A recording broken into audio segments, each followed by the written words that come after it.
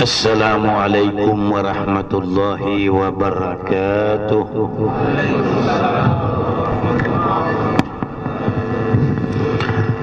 Alhamdulillahi rabbil alamin,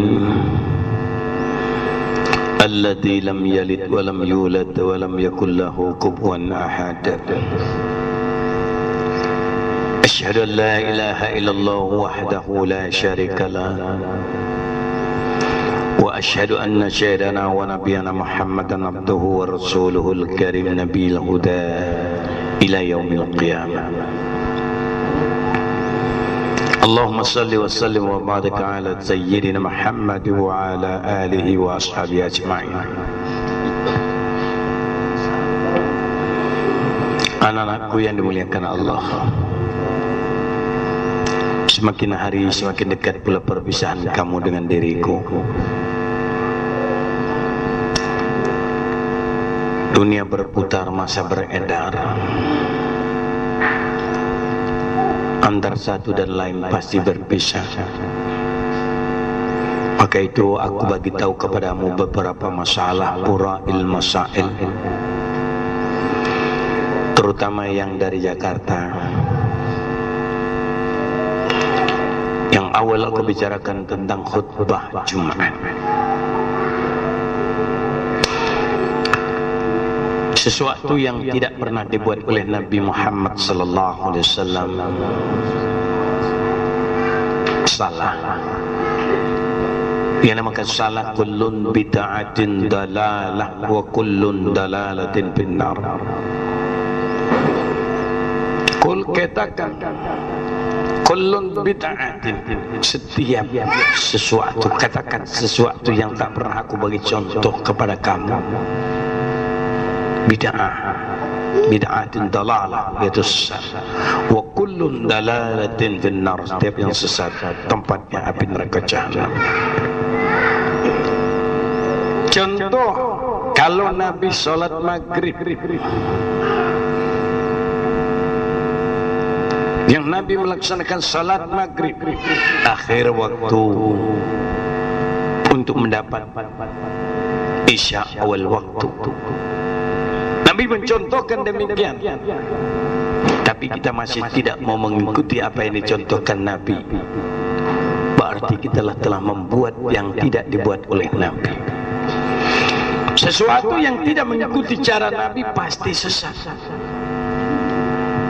Tetapi beberapa masalah yang patut engkau ketahui. Mudah berbicara bid'ah, tetapi yang macam mana itu bid'ah? Kalau zuhur tidak dicontohkan oleh Nabi, Nabi tidak pernah mencontohkan pada waktu matahari yang cegah atau tergelincir sedikit. Bahkan Nabi selalu mengulur waktu sehingga bayangan matahari itu di belakang bukit, sehingga nampak bayangan bukit itu. Nabi melaksanakan sholat zuhur akhir waktu dan asar di awal waktu. Dalil hadis yang kita baca, yang ada untuk menguatkan segala perbuatan Nabi, 20 hadis yang disiapkan. Ketika 20 hadis yang telah disiapkan untuk kamu masih tidak mempercayainya, tidak sami'na wa ata'na, berarti kamu sendiri telah bertentangan dengan apa yang dilakukan oleh Rasulullah sallallahu alaihi wasallam. Bid'ah. Ketika kamu melaksanakan zuhur 5 rakaat, bid'ah. Ketika kamu melaksanakan maghrib 2 rakaat, bid'ah. Nabi tidak mencontohkan. Karena itu yang nyata. Jadi sangat mudah berbicara bid'ah, tetapi sepatutnya kita harus tunjukkan yang macam mana. Nabi tidak pernah mempertandingkan Al-Quran, bid'ah. Kita buat mempertandingkan Al-Quran, bid'ah.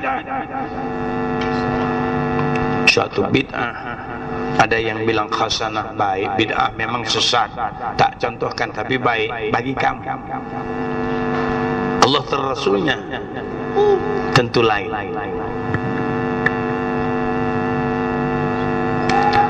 Nabi tidak pernah melaksanakan salat Jumat. Khatib lain, imam lain, bid'ah. Karena contoh tidak ada. Hal yang wajib dilaksanakan tidak ada contoh demikian. Bid'ah. Nabi tidak berkhutbah di dalam khutbah Jumat mengeluarkan wasiat dirinya, padahal dia berhak mengeluarkan wasiat. Nabi hanya membaca Al-Quran. Apa yang dicontohkan oleh Nabi, laksanakan. Jangan kau buat mengingat menimbang bahwa Nabi ini lalu kita harus mengeluarkan wasiat Nabi, hadis Nabi di dalam Jumat. Karena Nabi tidak berbuat begitu. Dia baca, selesai. Kalau kita tambah, beda.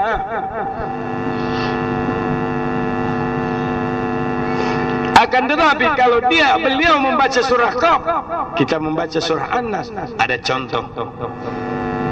Umar ibn Khattab radhiyallahu anhu membaca Al-Kafir. Ali karamullahu wajhah membaca Al-Ikhlas. Sesuatu yang tidak pernah dibuat oleh Nabi lalu kita buat karena mengingat Nabi kita masukkan selika ini ada wasiat Nabi, hadis Nabi. Untuk apa? Nabi pun pasti berbahasa Arab. Dia boleh mencerita setelah dia keluarkan ayat Allah surah Qaf, lalu diartikan, lalu dia analyze, cerita ke barat ke timur. Lebih pintar daripada kita. Maka tidak layak, tidak ada hak bagi kamu untuk mengulas satu ayat kecuali setelah tidak ada yang wajib. Setelah salat kamu cerita 2 jam, 10 jam kamu berdiri analyzing yang bagaimana, silakan. Maka ini pembicaraan tentang bid'ah yang telah ditentukan oleh Allah dan Rasul. Jangan kamu menambah. Apabila kamu menambah, maka bid'ah.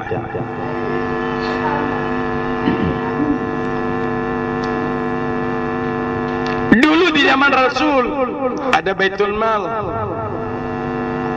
Zakat fitrah dikumpulkan, para zakat dikumpulkan, kemudian dibagikan kepada fakir miskin yang berhak menerimanya. Sekarang dimasukkan uang zakat itu dimasukkan di bank. Bid'ah. Dari mana jalannya? Nabi tidak pernah merintahkan simpan di bank. Ketika kita telah membuat yang tidak dibuat oleh Nabi demikian, beda. Akan tetapi kalau dulu Nabi makan gandum, kita makan nasi, apakah itu beda? Jawabnya tidak. Dulu Nabi naik kuda, sekarang kita naik mobil, apakah itu beda? Kalau cerita bid'ah tidak pernah dicontohkan oleh Nabi. Sesuatu yang tidak dicontohkan oleh Nabi, bid'ah. Nah sekarang Nabi tidak mencontohkan naik mobil, kita naik mobil, apakah itu bid'ah? Karena kita hidup dalam zamannya. Nabi tidak pernah terbang pakai pesawat, kita naik pesawat, apa itu bid'ah? Maka sesuatu yang tidak pernah dibuat oleh Rasul, bid'ah. Yang mana bid'ah? Ketika mati seorang hamba Allah, lalu malam pertama ngumpul ramai-ramai, makan ramai-ramai, beda. Maka kata Aisyah dan Fatimah Zuhra, ketika orang mati kami bersama-sama membikinkan makanan, membuatkan makanannya, kemudian kami memakan supaya dia mau ikut serta makan bersama. Dalil hadis yang demikian rupa, mereka membikinkan makanan, bukan orang yang kena musibah membuatkan makanan. Ketika orang yang kena musibah membikinkan makanan 3 hari, 7 hari, 40 hari, sehingga menjual hak-hak anak yatim, bid'ah. Ini tidak pernah dicontohkan Nabi. Bahkan sampai matinya Nabi tidak pernah berbuat yang demikian rupa. 3 hari, 7 hari, 40 hari, dan setahun. Ini perbuatan yang tidak pernah dibuat. Ketika orang yang susah terpaksa dia berhutang di mana kedai untuk mengikuti adat tradisi yang bertentangan dengan hukum yang telah dihukumkan Allah dan Rasulnya. Bid'ah. Sesuatu bid'ah ada akan merusak segala-galanya. Hadirin muliakan Allah Subhanahu wa ta'ala. Maka perkataan bid'ah bukan mudah bermain di lidah. Maulidur Rasul, memperingati maulid, bid'ah. Nabi tidak pernah menyuruh memperingati hari lahir. Perbuatan itu adalah perbuatan sekuler. Orang-orang barat, happy birthday to you. Setiap hari lahir lalu pasang lilin dan ditiup. Dalam Maulidur Rasul, bergembira di malamnya kelahiran Rasul, tidak jauh berbeda dengan Abu Lahab. Ketika lahirnya Nabi, Abu Lahab yang paling pertama yang gembira lahirnya anak saudaraku bernama Muhammad. Dia membebaskan budak di malam itu, lalu memotong beberapa ekor unta, berpesta, gembira. Tetapi ketika dibawa di jalan Allah, menegakkan sunnatullah wa sunnati Rasulullah, Abu Lahab tidak ikut serta. Bahkan dia mencaci. Bukan sedikit manusia yang berbuat memperingati Maulidur Rasul. Ketika menegakkan hukum Allah dan sunnah Nabi-Nya, dia tolak dengan cara tidak langsung. Dia bilang, itu juga ustaz, kiai tidak juga pakai. Begitulah yang terjadi dalam dunia sekarang ini. Maka tidak jauh bedanya antara Abu Lahab dengan mereka yang memperingati Maulid. Namun ketika Maulidur Rasul, kamu mengingat sampai di mana kamu ketaatan kepada Allah dan Rasul, introspeksi diri. Bukan takat kamu memperingati, tetapi memperingati diri kamu. Sampai di mana sih kamu sebagai umat pengikutnya, muridnya? Apa yang sudah kau laksanakan? Sudahkah kau sami'na wa ta'na? Atau kamu sami'na wa asayna? Isra wal Mi'raj diperingati, tidak pernah terjadi. Tetapi pelaksanaan Isra dan Mi'raj itu yang memerintahkan manusia aqimus salat, tegakkan itu salat, itu yang patut. Namun bagaimana salat itu dapat mencegah perbuatan keji dan mungkar, harus engkau paham. Bukan sedikit manusia yang salat tapi berbuat keji dan mungkar, menipu, berbuat zina, berbuat yang bertentangan dengan hukum hakam Allah. Akan tetapi pahami, inna salata tanha anil fahsya wal munkar. Sesungguhnya perbuatan baik itu yang dapat mencegah perbuatan keji dan mungkar. Ketika seluruh metafisik kamu berbuat baik, jelas kemungkaran tidak akan dekat kepada kamu. Mata dan telinga kamu berbuat kebaikan, tidak menentang hukum hakam Allah. Lisan kamu penjarakan, tidak mencaci dan menghina hamba Allah. Darah dan daging kamu kau bendung, tidak kau masukkan yang haram dan yang subhat. Jadi ketika perbuatan baik yang ada kepada kamu sudah jelas mencegah perbuatan keji dan mungkar.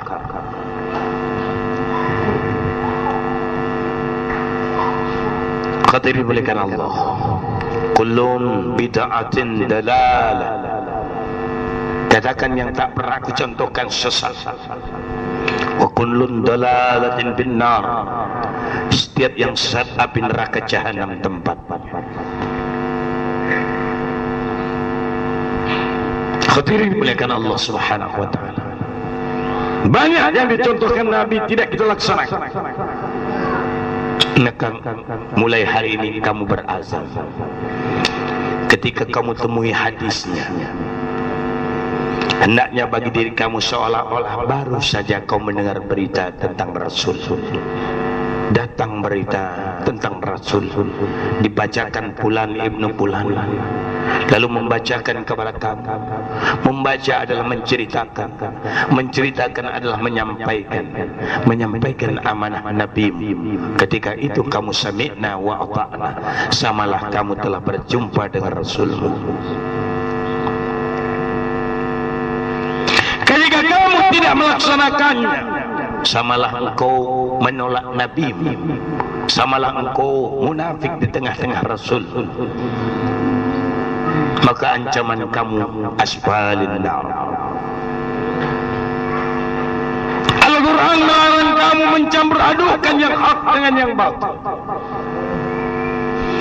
Jangan kau campur adukan yang hak dan yang batil.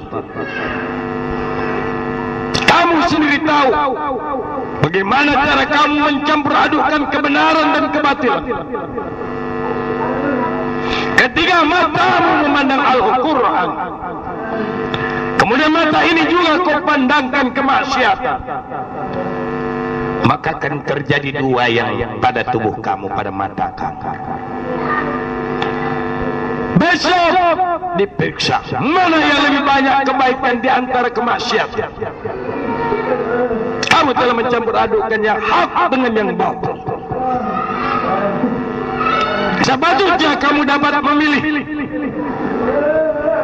untuk jalan mana yang akan kau pilih. Sementara kamu berbicara ihdinas siratal mustaqim, tunjuki kami jalan yang lurus. Allah selalu menunjukkan kamu jalan yang lurus. Tidakkah kamu ketahui bahwa matamu telah diberikan oleh Allah dengan sempadan-sempadan, batas-batas. Apabila kamu berjalan, tundukkan pandang. Dia perahma mata supaya dikecilkan. Jangan mencampur adukan kebenaran dan kebatilan. Matamu ini salah satu yang wajib kamu jaga. Bila kamu ingkar dengan ketentuan Allah, maka kamu siap di dalam api neraka jahanam. Karena perbuatan matamu, seluruh metafisik kamu akan hangus terbakar. Jangan kau bercerita dosa sedangkan kamu tidak memahami dosa.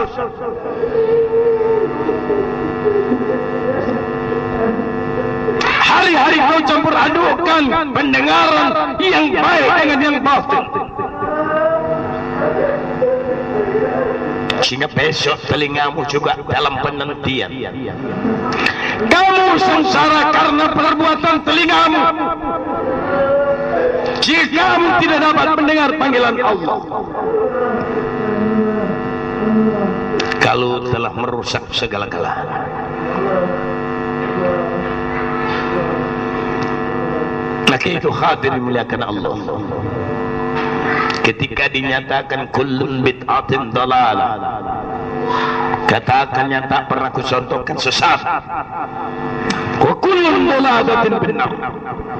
Setiap yang sesat adalah api neraka jahanam tempatnya. Allah dan Rasul telah membagi keputusan. Orang yang meteran, menyukat daripada kain dengan meteran, ketika kamu mencuri dalam meteran, bid'ah. Agar tempat kamu dalam api neraka jahanam. Allah telah mengatur undang-undang. Ketika kamu menimbang, lalu kau timbang barang, kau curi timbangan, bid'ah. Dan tempat kamu kamu dalam api neraka jahanam. Allah turun dengan sukatan. Ketika kamu mencuri dalam sukatan, mengurangi sukatan, bid'ah. Kullun bid'atin dalalah wa kullun dalalatin finnar. Allah telah menentukan tentang perkawinan. Ketika kamu menikahkan orang yang berzina, yang jelas kamu telah melihat dia hamil, lalu kau nikahkan mereka antara yang berzina dengan berzina, bid'ah. Nabi tidak pernah menyentuhkan menikahkan orang yang hamil, karena itu adalah perbuatan zina. Allah telah menentukan hukum dalam Quran. Orang yang berzina itu wajib disebat. Ketika mereka berzina belum bersuami, maka disebat dan dibuang 2 tahun dari perkapuannya. Tetapi manusia menikahkan orang yang hamil, dinikahkan karena tidak paham hukum yang ditentukan oleh Allah dan Rasul. Allah menyatakan dalam Al-Quran, nikahkan perempuan penzina dengan laki-laki penzina, dan jangan kamu nikahkan laki-laki penzina terhadap perempuan mukmin, perempuan mukminah. Jangan kau nikahkan. Dan jangan kau nikahkan perempuan penzina terhadap laki-laki mukmin. Nikahkan perempuan penzina dengan laki-laki penzina, bukan perempuan yang berzina dengan laki-laki yang berzina. Maka itu beda. Apakah kamu kepingin mengetahui laki-laki penzina dan perempuan penzina? Ketika dia duduk bersama yang bukan muhrim, lalu bercerita ke sana kemari, lalu bersentuhan ke sana kemari, penzina. Itu adalah perempuan penzina dan laki-laki penzina. Tidak layak kawin dengan laki-laki mukmin dan perempuan mukminah.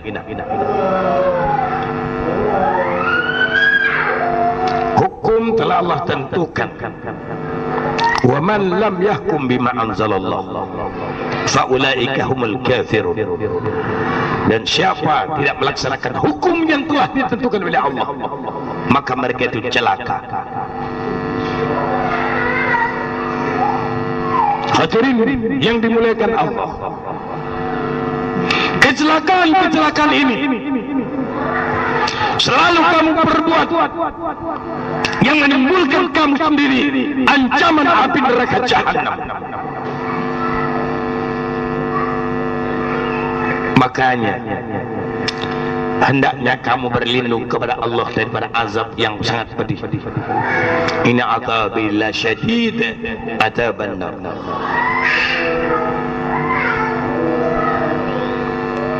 Hadirin muliakan Allah Subhanahu wa taala. Hukum yang ditentukan oleh Allah, karena Dia adalah Maha Pencipta, karena Dia Maha Raja, karena Ia Maha Berkuasa, karena Dia Maha Pelindung. Maka itu hukum telah ditentukan oleh Allah. Al-yawma akmaltu lakum dinakum. Pada hari ini telah kusempurnakan hukumku atas kamu. Tidak ada seminar-seminar hukum di belakang hukum yang telah dihukumkan Allah. Bid'ah. Lalu kamu mengambil sebagian hukum untuk kamu dan sebagiannya kamu tinggalkan. Bid'ah. Kemudian kau mengambil hukum untuk faraid, untuk nikah, talak, rujuk dan faraid. Hukum yang lain kamu tidak pakai. Bid'ah.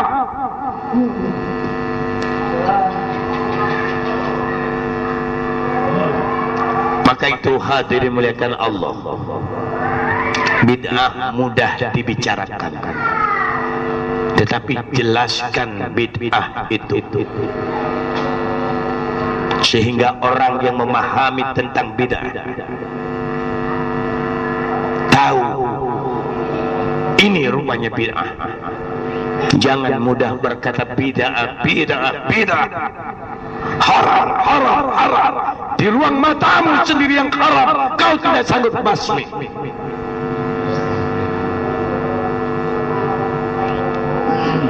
Al-Quran dilakukan bid'ah karena ditontonkan di hadapan orang banyak, lalu dipertandingkan. Tidak pernah dicontohkan Nabi yang demikian rupa.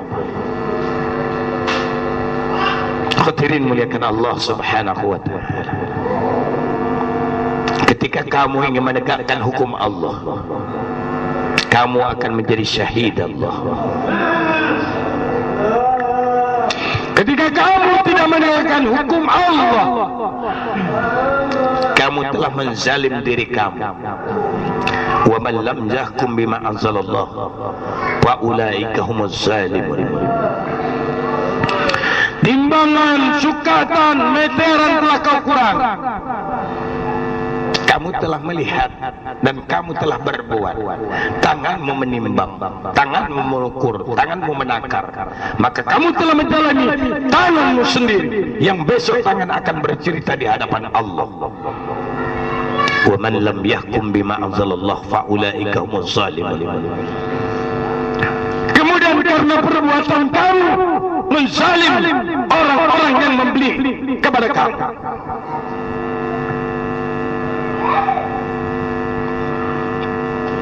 Allah telah menentukan hukum pinjam meminjam. Hendaknya orang pinjam meminjam ada perjanjian antara kamu, antara pinjam dan yang meminjam dan tempat meminjam. Itu semua dengan perjanjian. Tapi janganlah kamu menzalimi orang lain. Ketika orang meminjam lalu kau atur dengan bunganya. Setiap yang berbunga adalah menentang Allah. Lalu ada yang menghalalkan bunga-bunga riba. Yang riba itu terjadi di bank-bank. Beda. Berperang dengan Allah. Siapapun kamu yang mengantarkan, yang menunjukkan tempat riba, yang mengantarkan di tempat riba, yang menuliskan tempat riba, yang mencatatkannya, yang menyaksikannya, semuanya tempat di dalam api neraka jahanam.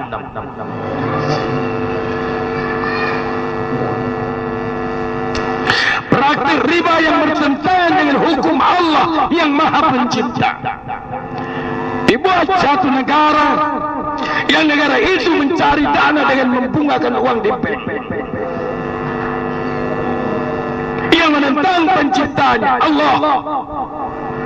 Maka itu hadirin muliakan Allah, siapa saja yang menyimpan, yang meminjam, yang mengantarkan, yang menuliskan, yang menyaksikan, semua terlibat dalam satu makar bertentang, menentang Allah Subhanahu wa ta'ala. Tidak ada alasan sedikit pun bagi kamu untuk berdalih, karena Allah telah menentukan hukumnya. Kamu telah menzalim anak istri kamu, memberi makan daripada uang yang riba, sehingga hidup api neraka jahanam terhadap anak dan istri kamu. Sementara kamu berbangga hati, tapi kamu telah berperang dengan Allah yang membuat bank riba, juga menentang Allah, menzalim orang yang meminjam. Bunga berbunga, bunga berbunga, dengan bank jaminan kebun dan sebagainya. Ketika tidak sanggup membayar, habis kebun kamu diambil, dan bunga yang dibayar lebih daripada pinjaman. Zalim. Wa man lam yahkum bima anzalallah fa faulaika humuz zalimun. Siapa yang tidak menegakkan hukum yang telah ditentukan oleh Allah, zalim. Siapapun kamu, dalil apapun kamu, zalim. Allah dan Rasulnya telah menentukan kepemerintahan dalam dunia, kepemimpinan dalam dunia. Cukup dengan zakat, kesadaran Allah bertuhan, beraja, Raja Allah, kamu sebagai khalifah, maka khalifah membawa hukum hakam Allah. Khalifah membawa sebagai duta-duta Allah. Khalifah membawa sebagai